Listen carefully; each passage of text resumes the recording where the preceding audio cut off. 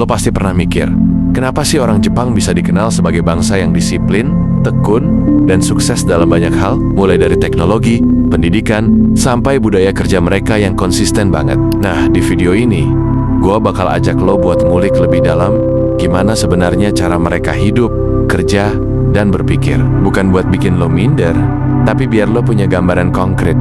Pola sukses tuh nggak selalu harus ribet. Asal lo tahu prinsipnya, lo nggak perlu jadi orang Jepang buat punya hidup yang terarah.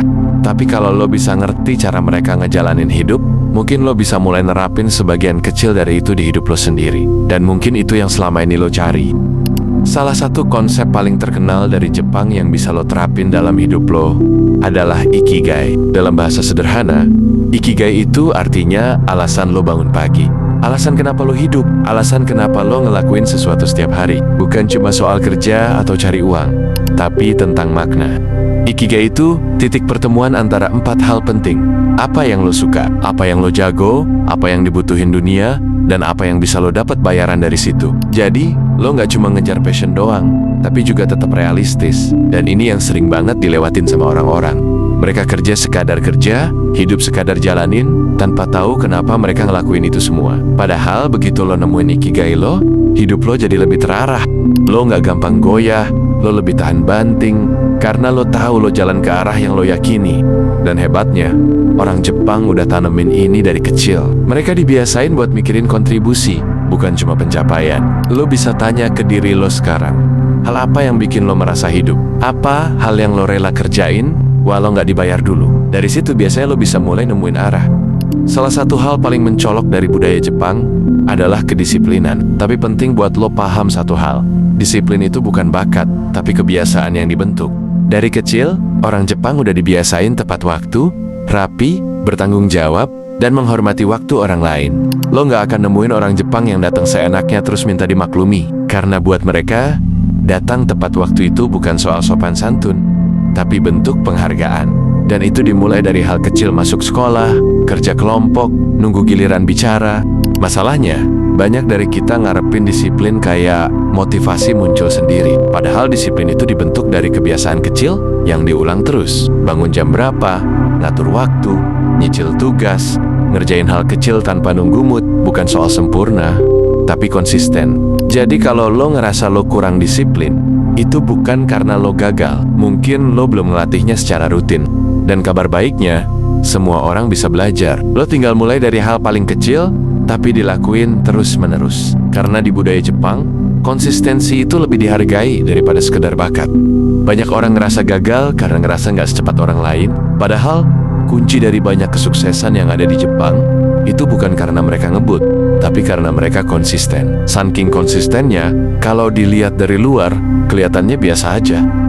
Lo mungkin lihat orang Jepang kerja di bidang yang sama bertahun-tahun, ngelakuin rutinitas yang itu-itu aja. Tapi di balik rutinitas itu, ada ketekunan yang luar biasa. Mereka ngerti satu hal penting, hasil besar itu datang dari proses yang berulang, bukan dari langkah instan. Ini yang sering banget dilupain sama kita. Kita pengen perubahan cepat, pengen hasil instan, tapi nggak sabar ngejalanin prosesnya. Lo nggak harus ngelakuin sesuatu yang hebat setiap hari, tapi lo harus ngelakuin sesuatu setiap hari, biar pelan-pelan kebiasaan itu ngebentuk karakter lo. Di Jepang, orang nggak banyak pamer progres. Mereka kerja dalam diam dan nunjukin hasil di waktu yang tepat. Jadi kalau lo sekarang lagi jalanin sesuatu, walau kecil dan nggak kelihatan hasilnya, jangan berhenti. Karena konsistensi yang lo lakuin hari ini, itu yang bakal bawa lo ke tempat yang nggak disangka beberapa tahun lagi. Kalau lo perhatiin, banyak produk buatan Jepang terkenal awet, rapi, dan punya kualitas tinggi.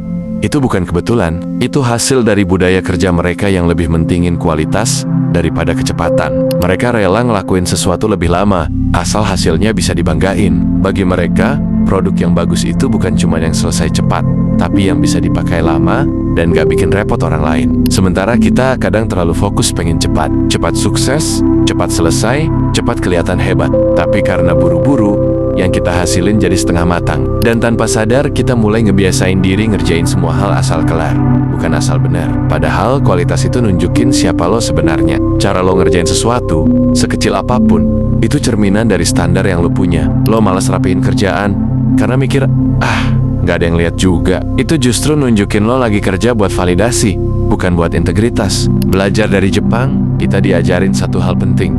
Lebih baik lo lambat, tapi rapi dan kuat pondasinya. Karena pada akhirnya, yang cepat bisa kalah sama yang tahan lama. Salah satu sikap paling kuat yang bisa lo pelajari dari budaya Jepang adalah rasa tanggung jawab. Mereka punya kebiasaan buat selalu introspeksi dulu sebelum nunjuk kesalahan ke orang lain. Bahkan kalau ada kesalahan kecil di pekerjaan, mereka nggak buru-buru nyari kambing hitam. Mereka lihat ke dalam dulu. Apa yang gue kurangin? Apa yang harusnya bisa gue cegah? Lo bayangin, ada sopir kereta di Jepang yang minta maaf ke publik cuma karena telat 1 menit. Bukan karena takut dihukum, tapi karena dia ngerasa dia udah ngeganggu kepercayaan orang. Sekarang lo bandingin sama kebiasaan kita. Banyak yang salah, tapi ujung-ujungnya nyalahin keadaan, nyalahin cuaca, nyalahin atasan, nyalahin algoritma. Padahal selama lo terus nyalahin luar, lo nggak akan pernah berkembang, karena lo nggak ngambil kendali. Rasa tanggung jawab itu bukan soal disalahin atau enggak, tapi soal punya kontrol penuh atas hidup lo. Lo mulai dari pertanyaan sederhana. Apa yang bisa gue lakuin lebih baik? Itu yang ngebedain mental biasa dan mental luar biasa. Satu hal yang bikin banyak orang Jepang bisa melangkah lebih jauh adalah karena mereka nggak nunggu semua hal sempurna dulu, baru mulai. Mereka paham, kesiapan itu bukan sesuatu yang lo tunggu, tapi sesuatu yang lo bangun sambil jalan. Banyak dari mereka mulai usaha kecil-kecilan tanpa modal besar, kerja sambil belajar, atau ngembangin skill pelan-pelan sambil tetap produktif. Dan itu jadi budaya.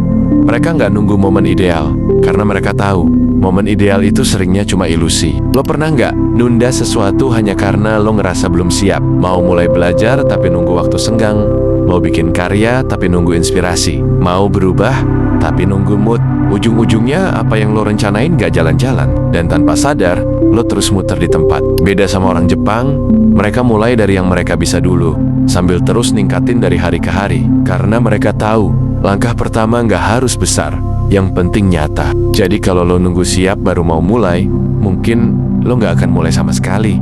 Jalan aja dulu, lo bisa beresin arah sambil lo jalanin.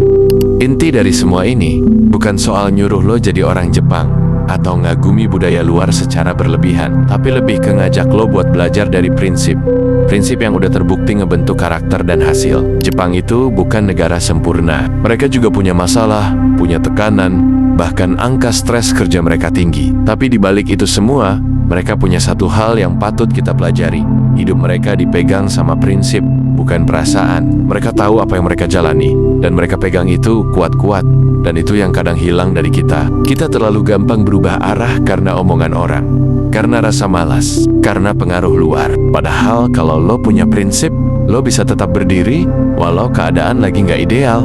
Prinsip itulah yang bikin lo tetap kerja walau nggak ada yang lihat, tetap jaga integritas walau nggak ada yang muji, dan tetap sabar walau hasil belum kelihatan. Jadi, bukan soal lo harus jadi seperti mereka, tapi soal lo bisa jadi versi diri lo yang punya pendirian, yang tahu arah, yang hidup bukan cuma buat ikut arus. Karena lo juga bisa sukses dengan cara lo sendiri, asal lo punya fondasi yang kuat buat berdiri. Dan lo harus tahu, semua orang hebat mulai dari nol.